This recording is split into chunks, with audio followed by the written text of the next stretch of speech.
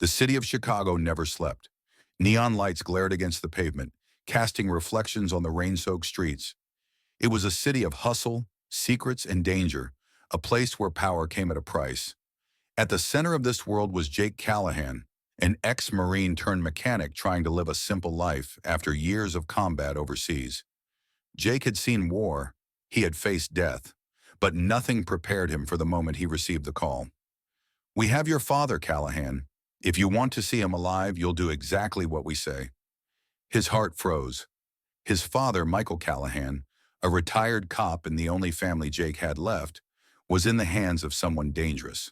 The voice on the other end didn't leave a name, but Jake knew better than to ignore the warning. His father had been investigating a notorious crime syndicate called the Black Fangs, and clearly he had gotten too close. Jake had one thought as he gripped the phone tighter. "I must save my father." Jake's first move was to visit his father's home. The place was ransacked. Papers were strewn across the floor, furniture overturned. Clearly, the Black Fangs had come looking for something. Amid the mess, Jake found a single piece of paper tucked beneath a broken lamp. It was a coded note, scrawled in his father's handwriting: "Warehouse, Pier 37, midnight. Trust no one." "Hang on, Dad, I'm coming," Jake whispered, determination hardening his features. He grabbed his jacket, a Glock he hadn't touched in months, and a set of car keys. The old muscle car, a 1969 Dodge Charger, roared to life as Jake sped through the darkened streets of Chicago. Jake arrived at the warehouse just before midnight. The area was eerily quiet, save for the soft lapping of water against the docks. His military instincts kicked in. He scoped the perimeter, noting the shadows of men with automatic rifles patrolling the area. This wasn't a negotiation. It was a setup. Inside the warehouse, crates stacked to the ceiling created a labyrinth of hiding spots. Jake moved silently, taking out two guards with swift strikes. He found a small control room and used the security cameras to locate his father. Michael was tied to a chair in the center of the warehouse. Blood on his shirt, but alive. Jake's jaw tightened. The Black Fangs weren't playing games. Suddenly, a booming voice echoed through the warehouse. "You made it, Callahan!" "But you're too late." Jake turned and came face to face with Victor Drago, the brutal leader of the Black Fangs. Flanked by armed men, Victor smirked as he held a gun to Michael's head. "Let him go, Drago!" Jake shouted, aiming his Glock. "Oh, I will. After you deliver something for me," Victor sneered. He tossed a flash drive at Jake's feet. "Take this to the FBI. Tell them it's the evidence they've been looking for. You do that, your father lives. And if I refuse," Victor chuckled darkly, "then he dies right here." With no choice, Jake grabbed the flash drive and left the warehouse. He had 24 hours to deliver it to the FBI. But Jake wasn't about to play by Victor's rules. Driving through the city, he contacted an old Marine buddy, Maya Hernandez, a tech expert who owed him a favor. They met in a dimly lit garage where Maya cracked open the flash drive. "This isn't just evidence," she said, eyes wide.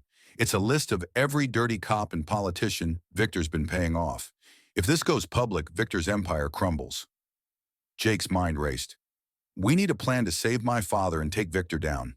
Maya smirked. "I thought you'd say that." Jake and Maya devised a daring plan. While Maya hacked into Victor's communications to create a diversion, Jake would return to the warehouse, eliminate the guards, and rescue his father.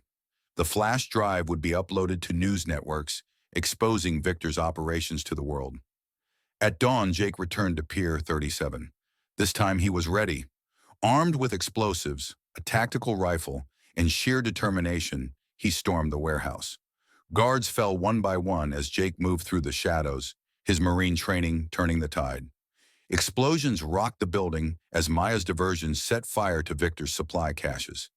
In the chaos, Jake found his father. Cutting him free, he gripped Michael's shoulder. "You're okay, Dad. Let's go." But Victor wasn't finished. Emerging from the smoke, he aimed a shotgun at Jake. "You think you can destroy me, Callahan?" Victor growled. Jake didn't hesitate. He lunged forward, grappling with Victor. The two men fought fiercely, punches, kicks, and desperation fueling every blow. At the last second, Jake wrestled the shotgun away and delivered the final strike. Victor fell, defeated. As the sun rose over Chicago, police swarmed the pier. News networks broadcast Victor's downfall, and the corruption in the city began to unravel. Michael, bruised but alive, looked at his son with pride. "You saved me, Jake, and you saved this city." Jake smiled faintly. "I had to. You're my father. Family comes first." With Victor gone and the Black Fangs dismantled, peace returned to Chicago. Jake and his father drove away from the smoldering ruins of Pier 37, ready to rebuild their lives together. As the Charger sped down the open road, Jake thought to himself, "Some battles you fight with fists, others with your heart. But no matter what, you never give up on family."